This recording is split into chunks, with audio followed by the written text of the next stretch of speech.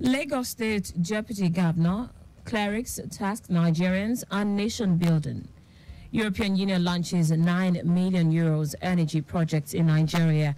On the foreign scene, United States rules out terrorism in Baltimore Bridge collapse as rescuers search for missing person. In sports, Team Nigeria boxing coach eyes Olympics glory after impressive outing at African Games. Now the details. I am Taiwo Baruwa.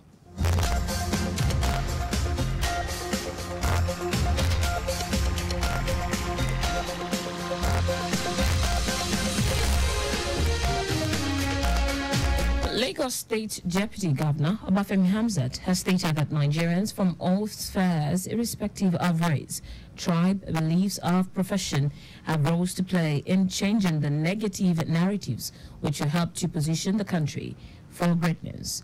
Hamzat stated this while speaking at the 4th annual Ramadan lecture and prayer in memory of the late Oba Muftau Olatunji Hamzat, with the theme Roles and Responsibilities of Leaders and Followers in Correcting Societal Vices.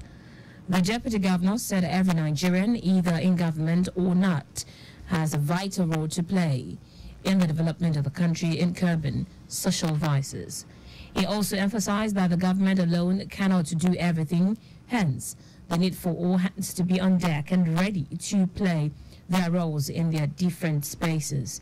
Earlier in his welcome address, the president of the Ifako-Ijayi Muslim community, Latif Somonu, noted that Ramadan is a period of reflection, spiritual growth, and a time Muslims come together to renew their faith, strengthen their bonds with Allah, and seek forgiveness for their shortcomings, adding that it is also a time of compassion, generosity, and selflessness.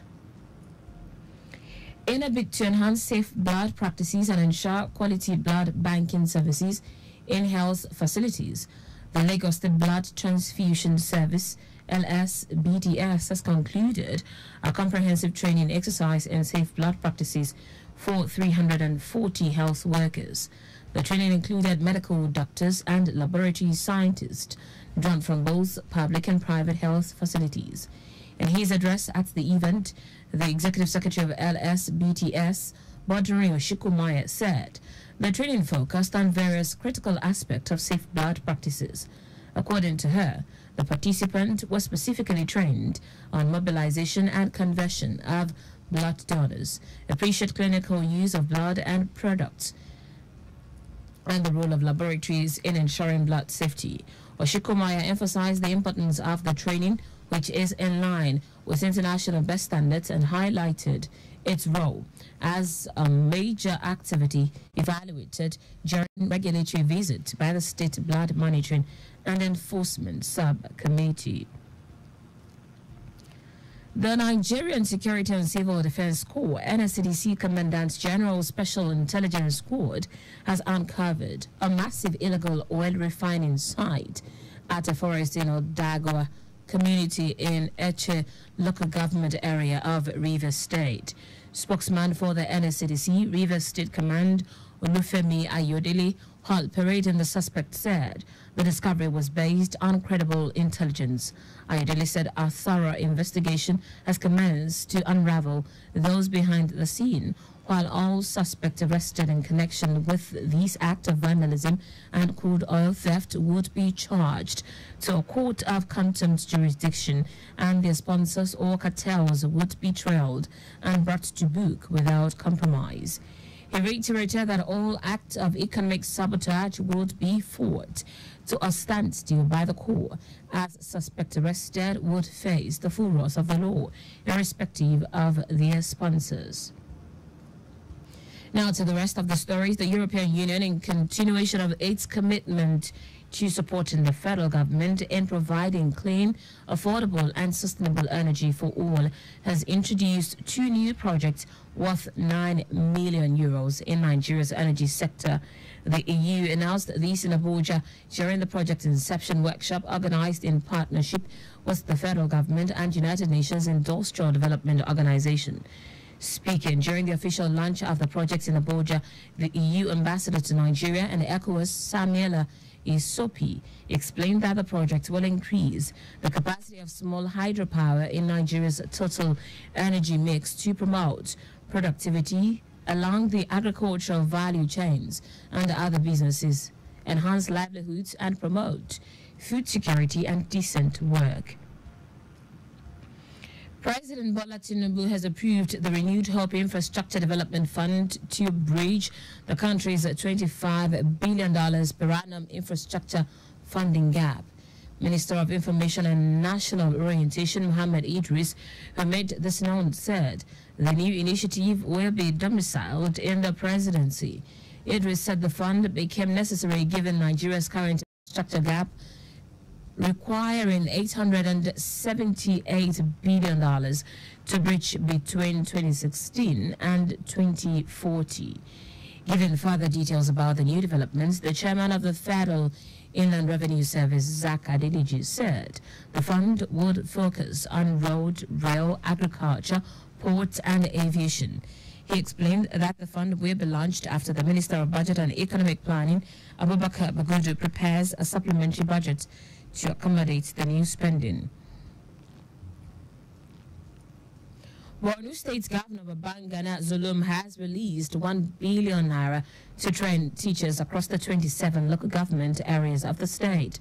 Zulum said the training will include 1,000 teachers identified to have O-level certificate and those without certificates but have the requisite experiences. And this comes 2 months after the suspension of teachers verification by the governor. Zulum said that his administration will prioritize the education sector, which has reduced the number of out-of-school children from 2 million to 800,000 within the past 5 years.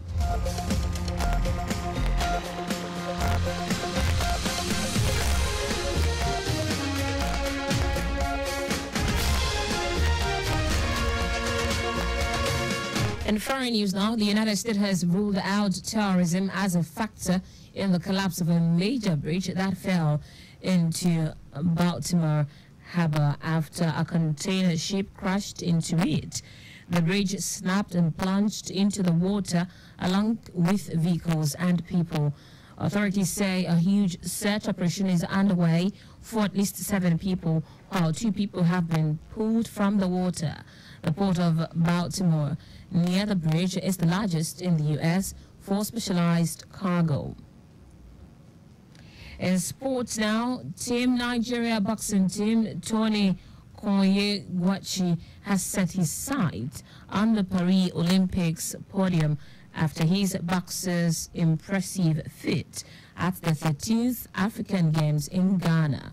Out of 11 boxers who went to the Games, and Koyegwachi 10 won medals, with Nigeria claiming a total of 8 gold and 2 silver medals to finish overall winners in boxing for the 3rd time.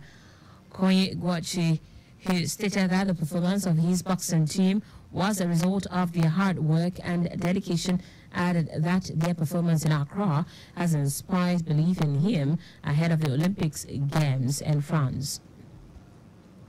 And that's it on the news at 4. But just before we go, always carry out proper and adequate checks on your vehicles before setting out. You can follow us and like on the various social media platforms: X, formerly Twitter, Lagos Traffic 961, Instagram, Lagos Traffic Radio 961. Watch us live on Facebook, Lagos Traffic Radio 96.1 FM. On YouTube, subscribe and watch all the previous programs and news on our channel, Traffic Radio 961. Did you know that the Sanwo-Olu administration recruited 1,000 public secondary school teachers? You can get more details on the Lagos State Government website. To end the news, here are the highlights of the major stories.